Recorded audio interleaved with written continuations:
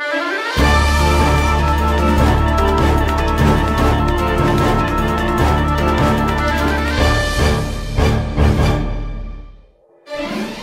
araw, narito na naman ang mahalagang kaganapan at makabuluhang impormasyon sa ating syudad mula sa kauna-unahang digital news program sa Olongapo. Ako si David Bayarong at ito ang Batanggapo News TV. Para sa ating headlines, mga kababayang may kapansanan, masayang tinanggap ang mga brand new wheelchairs at prosthetic legs.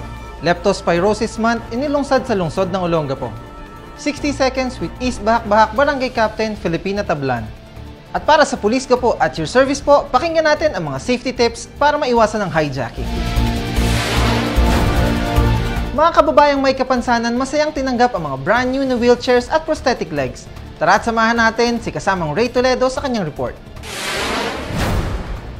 Dream come true para sa ating mga kababayang may kapansanan nang matanggap nila ang kanilang pinaka-aasam na wheelchairs, prosthetic legs, saklay at iba pa. Siguradong malaking tulong ito para sa kanilang pang-araw-araw na kabuhayan. Ngiting hanggang tenga, ika nga ang namatawi sa mga mukha ng 46 na mga kababayang may kapansanan sa dahilang dati ay hirap silang makarating sa mga nais paroonan. Ngayon ay mapapadali na sa pamamagitan nga ng mga mobility tools na libreng handog ng Latter-day Saints Charities at Physicians for Peace Philippines na suportado ng ina ng lungsod at SBMA Director Cynthia Paulino. International po ito sa buong mundo po. At dahil sa gawain ito ay makakatulong kami sa aming mga kapatid na may magkapansanan at sana po ay pakinabangan nila ito sa mga 5 taon dahil sa 5 taon po pwede namin palitan sila, mga ginagamit nila at mabigyan namin sila ng bago. Swerte po talaga sa akin dahil ako ay isa sa mapalad nga, sabi nga na nabigyan ng wheelchair. At sana po marami pa po kayong tao, sila na matulungan, na kagaya ko na nangangailangan, na talaga namang hindi po afford na bumili ng wheelchair. Maraming salamat po, lalo na po sa ating Mayor Roland Paulino at kay Ma'am Cynthia. Sa panahon ngayon, nahirap ang lahat sa madalas sa pagtaas ng mga bilihin. Hindi na kinakaya ng ating mga kababayang persons with disability na isingit pa ang pagbili ng mga gamit nilang pang-mobility, kung kaya't laking tulong ang mga ganitong programa para sa kanila. Para sa Batanggapo News TV, Ray Toledo, nag-uulat. Pikon ka na ba sa mga butas sa damit, ngat-ngat sa sapatos, pagliligpit ng dumi ni mabait? Ito na pong solusyon, sabay iwas na rin sa leptospirosis na sakit. Lahat ng yan sa ulat ni Ms. Cathy Mancao Ramos. Ang Agosto bilang isa sa pinakamaulang buwan ay dineklara ng pamahalaang lungsod ng Olongapo sa pamumuno ni Mayor Roland Paulino bilang Leptospirosis Prevention Month. Gagawa po ng programa ang syudad na kung saan lahat ng daga na mahuhuli ay babayaran ng city government. 10 piso ang isang ulo ng daga. Totoo yan. Okay na sa akin yun, kaysa dahil ang may dala ng leptospirosis, mga daga. Ang leptospirosis ay isang bakterya na nagmumula sa ihi ng daga na kung di maaagapan ay nakamamatay. Tayo na at tumulong na mapuksa ang sanhi ng sakit, si mabait, ang mga daga sa paligid. Dahil dito, ang Olongapo City Government sa pangunguna ng City Health Office sa pamumuno ni Dr. Roderick Bustamante ay nakaisip ng isang programa na may benepisyo ang lahat. Dito sa program na ito, sinabi ni Mayor na magkakaroon ng parang zero leptospirosis. Yung layunin nito, sugpuin yung mga daga kontra leptospirosis. Na merong reward o pabuya na ibibigay kada daga. Ang nito ay 10 piso kada daga. Yung maliit, 5 pesos. Kaya sa lahat na namumroblema kay alagang mabait, dalhin sa City Health Office at doon ay may staff na mag-aasikaso upang palitan ng 10 piso si Dedong Daga. Kaya tara, huli na! Ngayong buwan lang ng Agosto ang programang ito. Para sa Batanggapo News TV, ito si Cathy Mancao Ramos. Olongapo City Disaster Risk Reduction and Management Office humakot ng award. Ang kabuuang balita hatid ni Ray Toledo. Kamakailan ay dumalo ang buong tropa ng DRRMO sa Malolos Sports and Convention Center upang dumalo sa 11th Central Zone First Aid and CPR Automated External Defibrillator Olympics. At sa kabuuan ay nagwagi at nag-uwi ng 4 na awards. Ang DRRMO ay 3rd place overall. Bukod pa sa nagwagi bilang Best in Uniform, Best in CPR at AED in City category. Tinanggap ng buong DRRMO ang mga awards sa pangunguna ni Mr. Angelayog at Mr. Jeff Lapid. Tayo po ay pinalad. Ito ay dahil sa pagsisikap at perseverance ng ating mga rescue teams, ang ating representative na nag-practice, nagsanay, umulan, umaraw dito sa Convention Center sa Rizal Triangle ng 5 events. Samantala, nagkaroon ng symposium, exhibition sa Olongapo City Convention Center para sa pagpapatuloy ng 1-month-long National Disaster Consciousness Month. Dinaluhan ng estudyante, guro, PNP, SBMA, Barangay, Tarlac City Volunteers, San Fernando, Pampanga Volunteers at naging espesyal na panauhin si Director Renato Solidum ng PBOX DOST at Kagawad Jong Cortez. Ang nangyayari kasi, kadalasan ang pinapaghandaan ng ating mga kababayan ay paghanda sa bagyo, baha, at mga landslide dulot ng ulan. Pero yung mga lindol, minsan hindi napapaghandaan at nalilimutan. Binahagi ko na ang Region 3 kasama ng Olongapo City ay nabisita na ng mga paglindol noon. At posible pang mangyari ang mga lindol dito sa ating bansa at dapat lang paghandaan. Sa programang ginanap sa symposium at exhibition sa Olongapo City Convention Center, pinakita ng bawat ahensya ng pamahalaan at ng bawat barangay ang kani-kanyang mga makabagong mga kagamitan para sa sunog, baha at lindol. Ray Toledo, nag-uulat para sa Batang Kapo News TV. Isa ang nasawi ng masunog ang isang commercial building sa Magsaysay Drive. Alamin natin ang ulat kay Ms. Cathy Mancao Ramos. Isa ang patay samantalang mahigit sa 1.5 milyong halaga ng ari-arian ang naabo matapos na masunog ang MCS building sa Magsaysay Drive noong Lunes. Kinilala ang biktima bilang si Kevin Bactad. Naganap ang sunog bandang alas 4 ng hapon na agad namang napatay matapos ang mahigit sa 2 oras. Unang rumesponde si Olongapo City Mayor Roland Paulino, kasunod ang Bureau of Fire and Protection, SBMA Fire Department, Santa Rita Fire and Rescue, Disaster Risk Reduction and Management Office at iba pa. Isang naiwang cellphone charger umano ang naiwang nakasaksak at pinagmulan ng sunog. Para sa Batang Kapo News TV, ito si Cathy Mancao Ramos. Ordinance number 14, Zero Plastic Policy, nasa second reading na. Narito ang kabuuang ulat. Isinusulong ni Kagawad Attorney Noel Atienza ang kanyang panukala sa pagbabawal sa mga paggamit ng plastic bag at styrofoam sa anumang mga establishment sa syudad upang masolusyonan ang problema ng baha at mapanatiling maayos ang ating environment. May parusang 1,000 to 5,000 or imprisonment or kanselasyon ng business permit ang establishment na mahuhuling lumabag sa naturang city ordinance.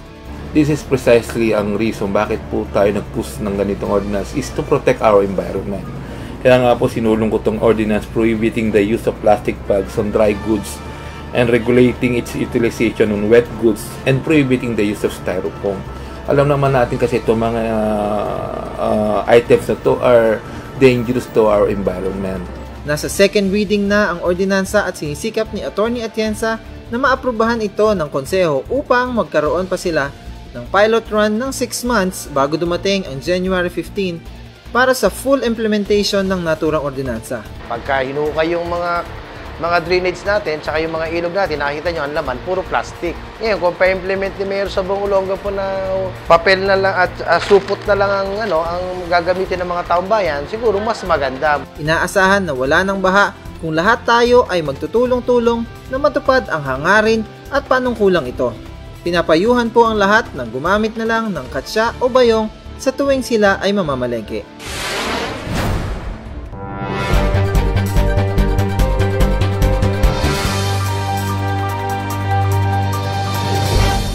Dati, isa akong vendor sa Pag-asa Market.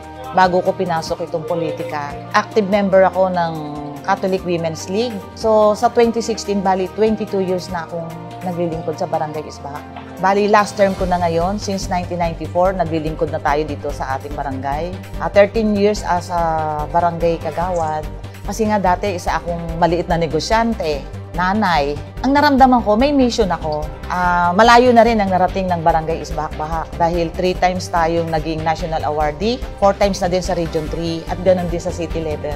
So, meron pa tayong 2 taon na nalalabi, baga. Ang gusto ko yung additional classrooms dun sa na-establish nating public school sa Hilltop. So, ang relasyon ko ngayon kay Mayor Roland Paulino, napakaganda ng relasyon naming dalawa. Lagi namin pinag-uusapan yung kabutihan na pwede namin gawin dito sa Barangay Isbahak-Bahak. Marami pa rin tayong gagawin, kinakailangan magtulong-tulong tayo.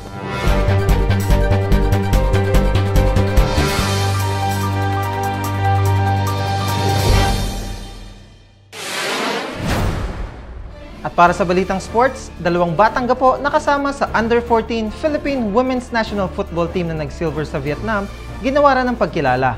At taekwondo players ng gapo nag-uwi ng medalya sa isang national competition. Narito ang kabuang ulat. 2 sa 18 player ng Under-14 Philippine Women's National Team na nagwagi ng silver medal at Fair Play Award sa Asian Football Confederation Under-14 Championship na ginanap sa Ho Chi Minh City, Vietnam ay mga batang gapo. 7 bansa ang naglaban-laban sa Asian Championship Tournament na ito na taunang ginaganap para sa development ng tinatawag ng buong mundong Beautiful Game. Sa pangunguna ni Mayor Roland Paulino, Kagawad Linus Bakay at ng buong Olongapo City Council ay ginawaran sila Yasmin Elauria at Lindsay Whaley ng isang city resolution upang kilalanin ang binigay nilang karangalan hindi lang sa lungsod kundi sa buong bansa. Nag-uwi rin ng karangalan ang POMSEI team ng Olongapo sa nakalipas na National POMSEI Taekwondo Championship na ginanap sa Ninoy Aquino Stadium noong July 20, 2014. Malaki ang pasasalamat ng Taekwondo team ng Olongapo kay Mayor Roland Paulino sa suportang ibinibigay niya sa mga batang gapo athlete. Ito ang listahan ng mga nanalo sa National POMSEI Taekwondo Championship. Tara at pakinggan natin ang mga safety tips kung paano may iwasan ang hijacking mula sa ating mga kaibigang Pulis Gapo at your service po. Magandang araw sa inyong lahat. Ako po si Police Inspector Vivian Reyes, SPO1 Mary Ann Sadaba ng Public Information Office ng Olongapo City Police para sa programang Pulis Gapo at your service po.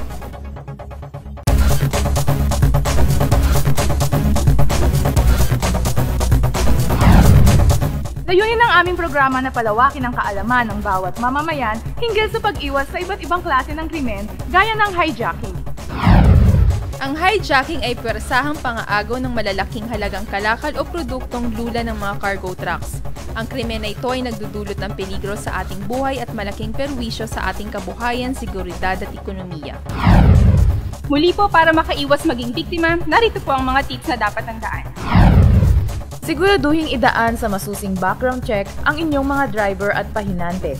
May mga pagkakataong sangkot sila sa mga modus operandi ng carnapping o hijacking.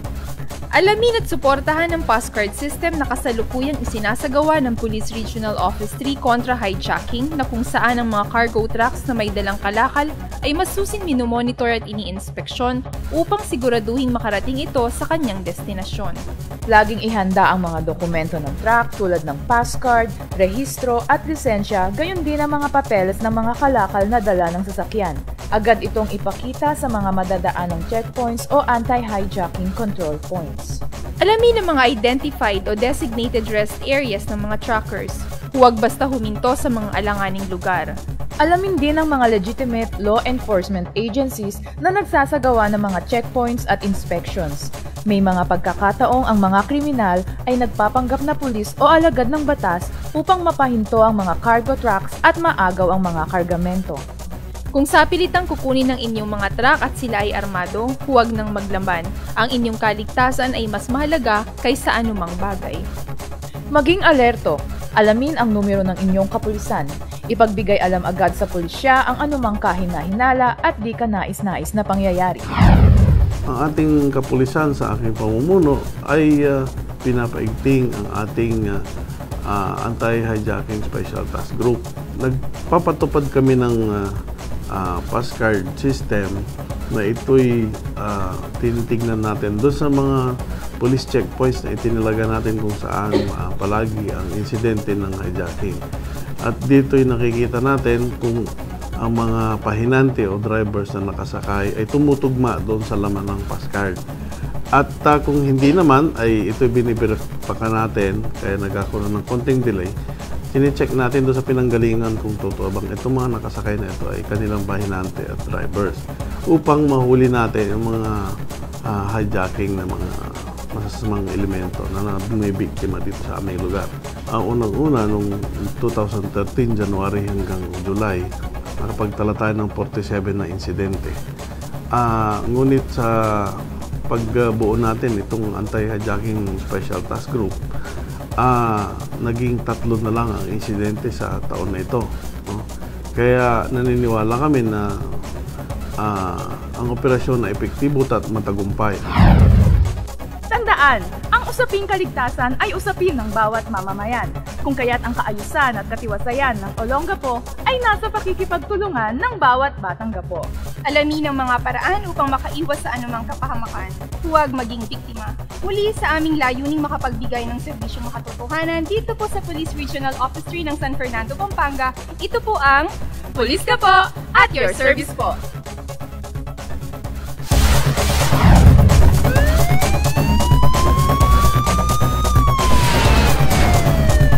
Para sa ating ulat pang kabuhayan, narito muli ang napaka-energetic na si Michelle Mortel. Latest job openings ba ang hanap mo? Makinig at ito'y ihahatid ko sa inyo. Sa loob man at labas ng ating bansa, tsak na meron at merong swak para sa inyo. Get yourselves ready dahil narito na ang mga job openings here and abroad. This is brought to you by Asba May Labor Center and Public Employment Service Office.